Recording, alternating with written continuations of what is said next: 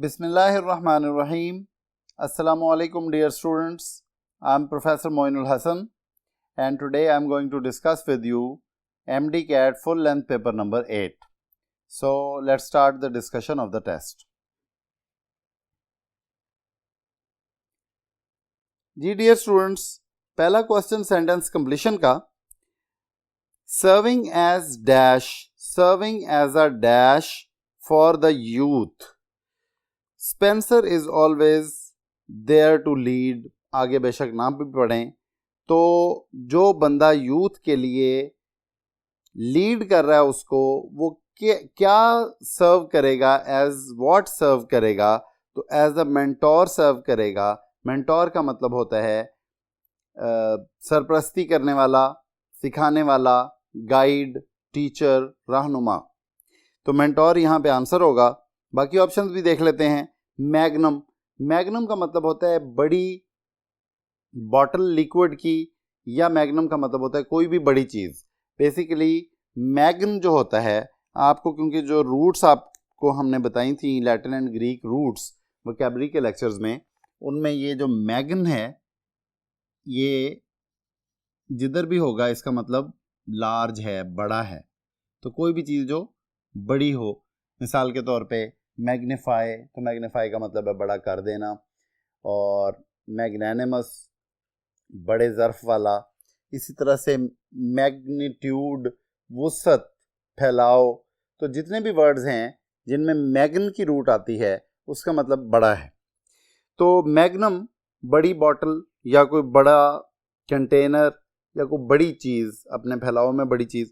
जैसे वॉल्स की एक सबसे बड़ी जो उनकी लॉली है या आइस बार है वो मैग्नम उसका नाम है. तो उसका नाम मैग्नम इसलिए है क्योंकि वो अपनी क्लास की कुल्फियों में सबसे बड़ी है. तो मैग्न का मतलब बड़ा होता है. तो इसका कोई रिलेशन इस हवाले से हो सकता है कि जी मैग्न वो बड़ा बंदा है, लेकिन मेंटोर का रियल नेम और मीनिंग ही गाइड और सरपरस्त है. तो मैग्नम मेंटोर के होते हुए यहाँ पे आंसर नहीं होगा. उसके बाद अपोजिशन, ये तो बिल्कुल निगेट कर रहा है और सेंटेंस में बिल्कुल फिट नहीं बैठेगा. यूथ को अगर वो निगेशन कर रहा है बंदा तो वो फिर लीड क्यों करेगा. और उसके बाद सैम्पलर है.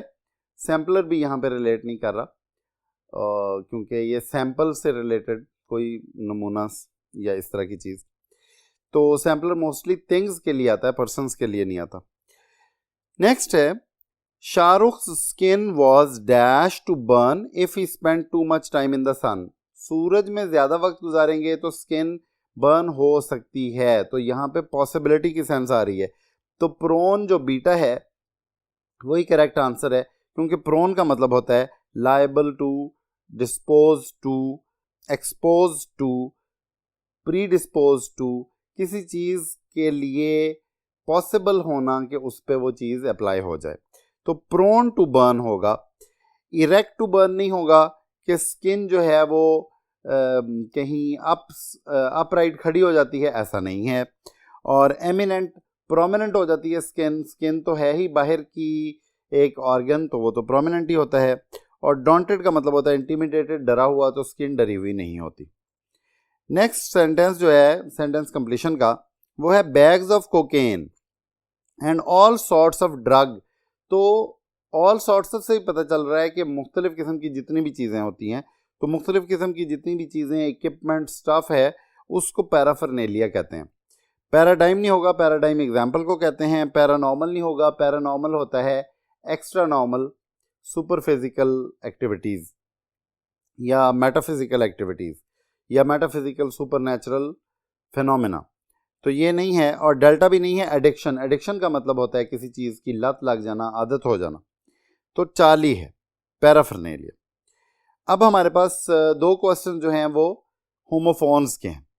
The principal dash the fee of the orphan student. Orphan student से फीस ज़्यादा ली जानी चाहिए, पूरी ली जानी चाहिए, या उसमें को माफ़ी हो जानी चाहिए. तो माफ़ी हो जानी चाहिए, कुछ फ़ी कम हो जानी चाहिए. तो वेव जो है WAIVE वेव, इसका मतलब होता है फ़ी को कम कर देना. अब सारे वर्ड्स ही होमोफोन्स हैं इस ऑप्शन में. जो बाकी ऑप्शंस हैं तो वीव्ड बुनना, तो बुना नहीं, प्रिंसिपल ने फी को बुनना नहीं होता।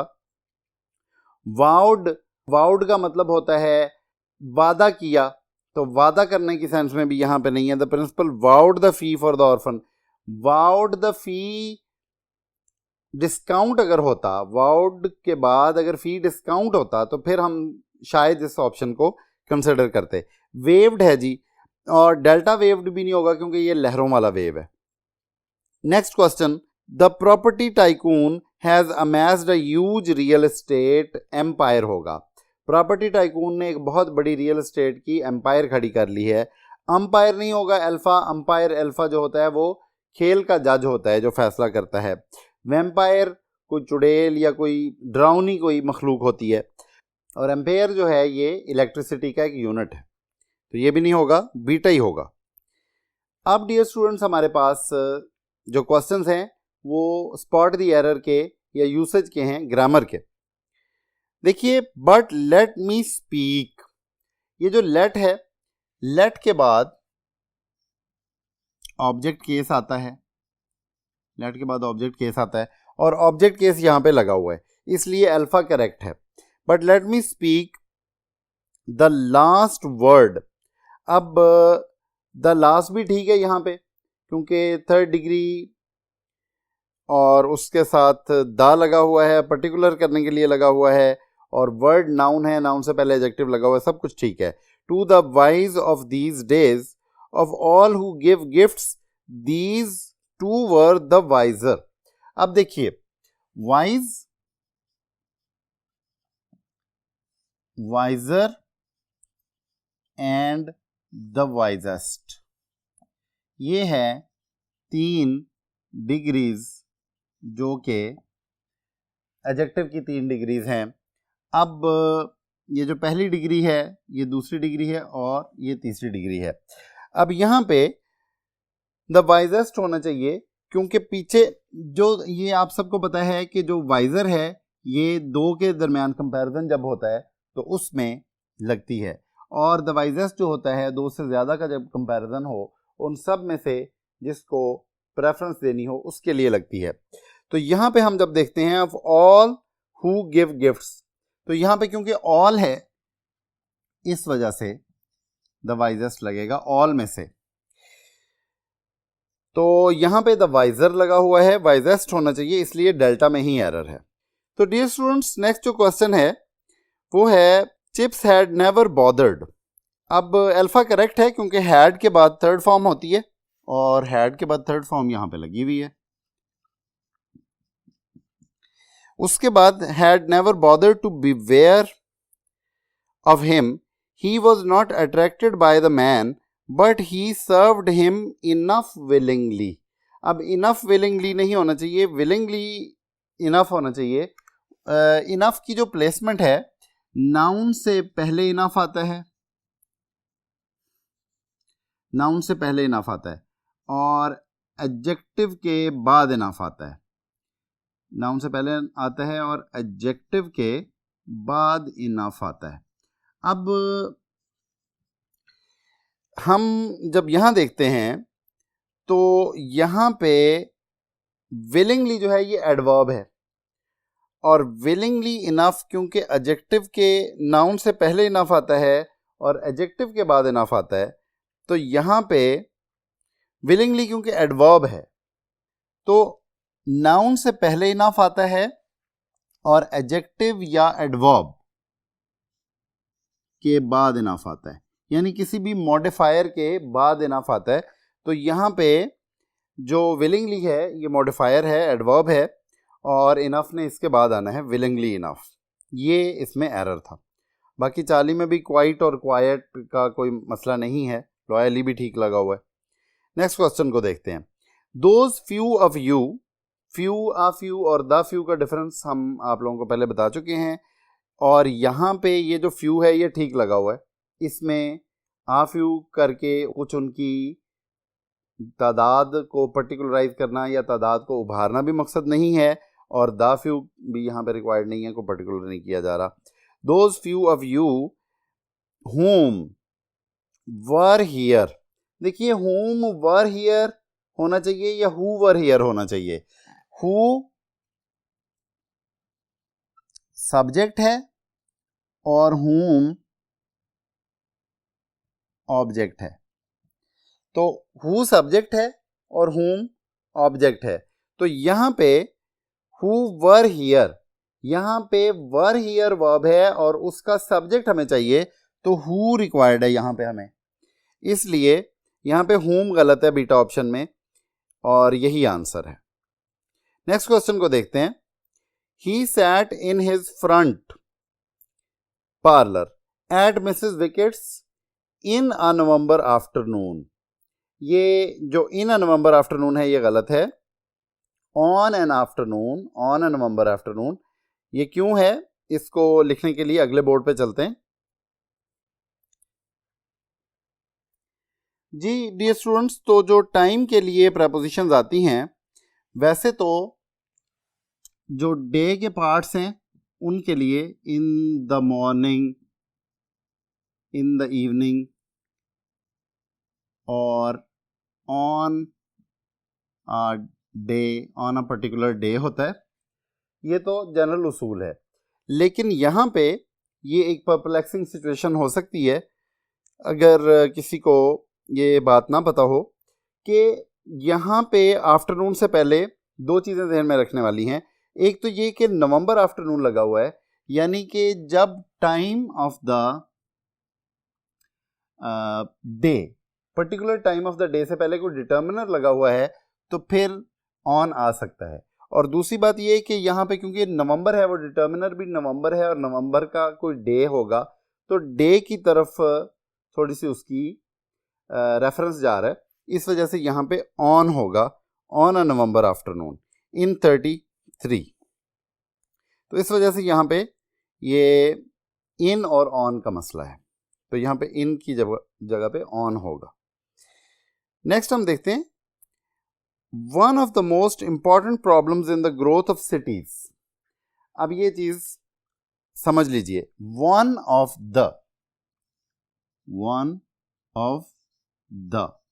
के बाद प्लूरल आएगा।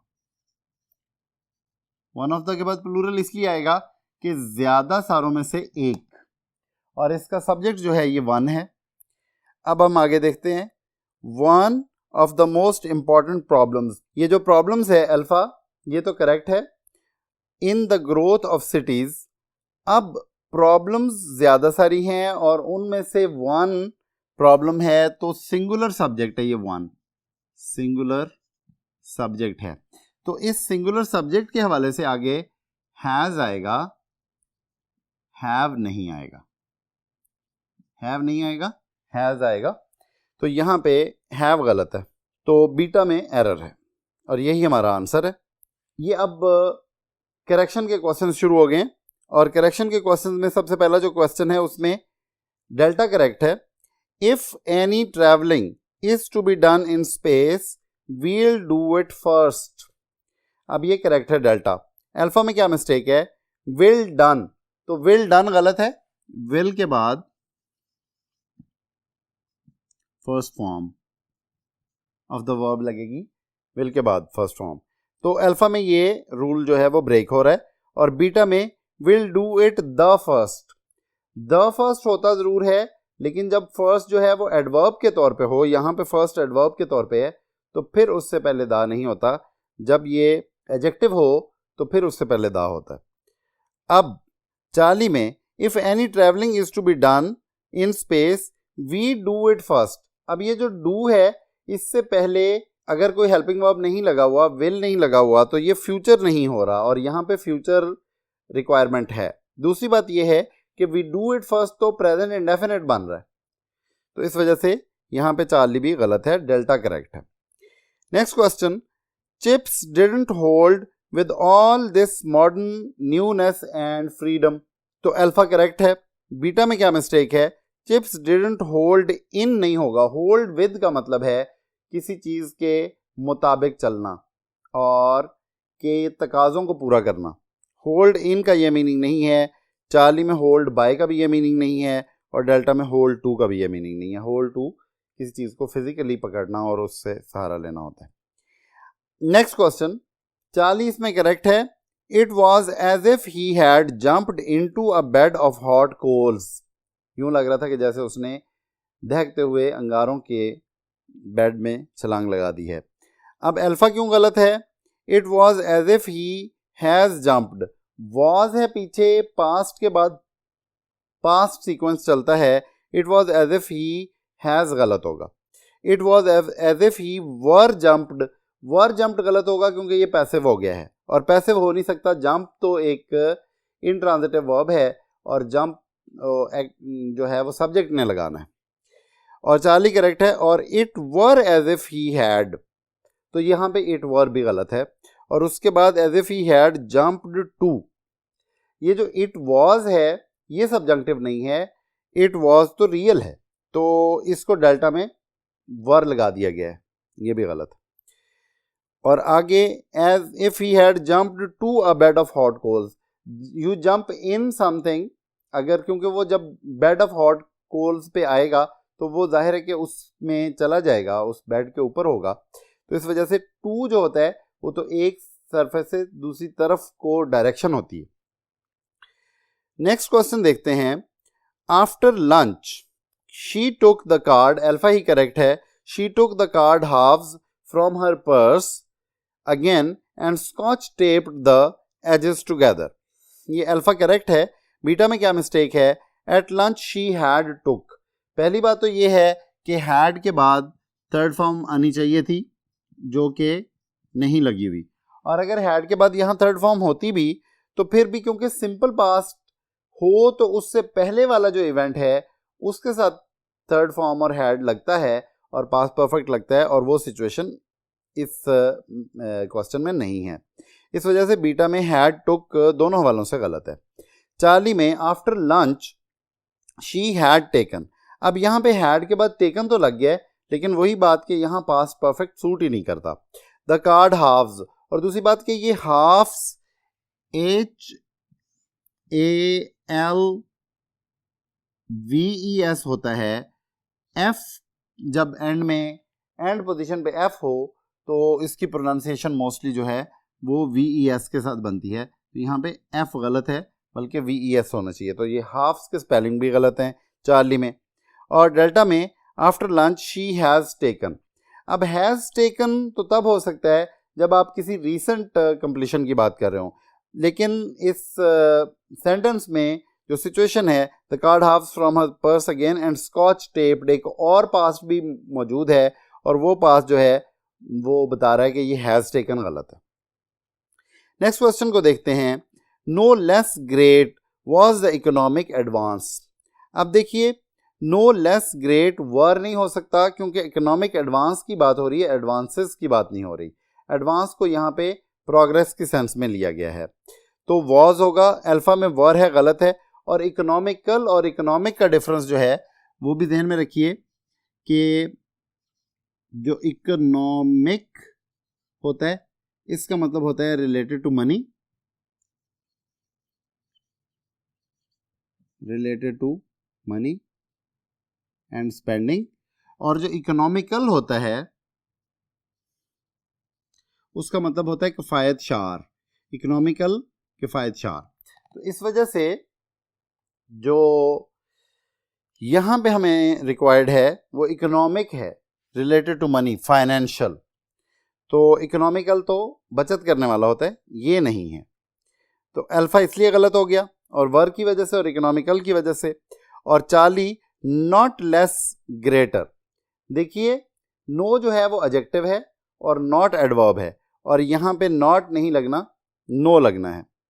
और डेल्टा में देखिए नो लेस ग्रेटेस्ट, जब दो से ज़्यादा चीज़ों का कंपैरिजन ही यहाँ मौजूद नहीं है तो फिर यहाँ पे ग्रेटेस्ट नहीं आएगा, नॉट लेस ग्रेट ही आएगा, कंपैरिजन की सिचुएशन ही नहीं है। अब डियर स्टूडेंट्स हम आते हैं सिनोनिम्स के क्वेश्चंस की तरफ। एस्टाउंडेड हैरानशुदा, और इसका सिनोनिम डेज्ड है, DAZED, डेज्ड। अल्फा क्यों नहीं है? एस्ट्यूड, एस्ट्यूड का मतलब होता है अवॉइडेड, तो एस्टाउंडेड हैरान और अवॉइडेड का सिनोनिम नहीं बन रहा। रेप्रिमेंडेड डांटा हुआ, ये भी हैरान का सिनोनिम नहीं बन रहा। और प्लॉप्ड एक स्प्लैश की आवाज़ के साथ किसी जगह पे गिरना, तो ये भी इसका सिनोनिम नहीं बन रहा एस्टाउंडेड का। एस्टाउंडेड का सिनोनिम बीटा बन रहा है डेज्ड। नेक्स्ट वर्ड है क्राइटेरिया। क्राइटेरिया का मतलब स्टैंडर्ड्स होता है, किसी चीज़ का मेयार, और अल्फा ही करेक्ट है। सॉन्टर्स वॉक की एक किस्म है, ये आंसर नहीं है, सिनोनिम नहीं है।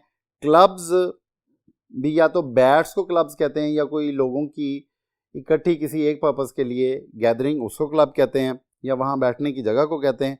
तो क्राइटेरिया इन दोनों मीनिंग्स की सूरत में यहाँ पे आंसर नहीं बन रहा। क्राइटेरिया का सिनोनिम नहीं बन रहा क्लब्स।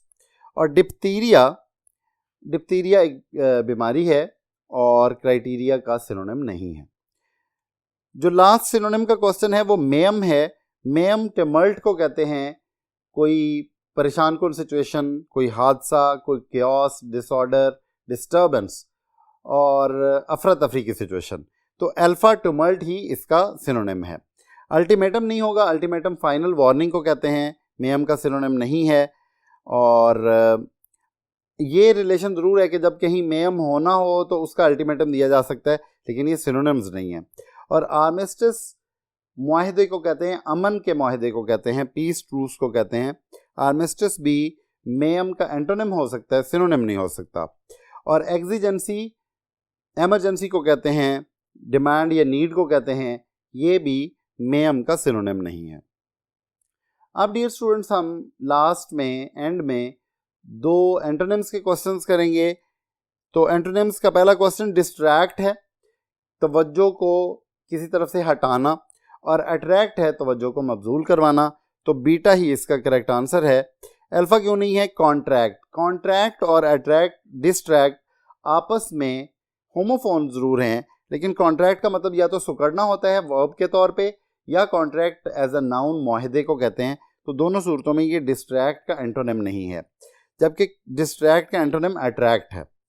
और चार्ली क्यों नहीं है? डिस्टेंड का मतलब फैलना होता है, और डिस्ट्रैक्ट का मतलब तवज्जो को मबजूल किसी दूसरी तरफ करना होता है, तवज्जो को बटाना होता है। तो इस वजह से डिस्टेंड भी नहीं होगा एंटोनिम। और कॉन्ट्राबैंड का मतलब इलीगल आइटम्स को कहते हैं, जिनको कि जब्त कर लिया जाए। तो डेल्टा भी डिस्ट्रैक्ट का एंटोनिम नहीं है। Last question, haughty proud and arrogant को कहते हैं, और इसका एंटोनिम होगा अनअस्यूमिंग, जिसका मतलब होता है हम्बल एंड मॉडेस्ट। बाकी ऑप्शंस क्यों नहीं होंगे? कोजेंट जो अल्फा में है, इसका मतलब होता है सोच समझ वाला, और या फिर इसका मतलब कन्विंसिंग होता है।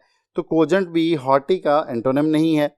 प्रैग्मेटिक समझदार बाशऊर होता है, हॉटी का एंटोनिम नहीं है। और वर्युलेंट इन्फेक्शियस, कंटेजियस या बहुत स्ट्रॉन्ग, ये भी हॉटी का एंटोनिम नहीं है। तो डियर स्टूडेंट्स, ये हमने एमडी कैट का FLP नंबर 8 आप लोगों से डिस्कस किया।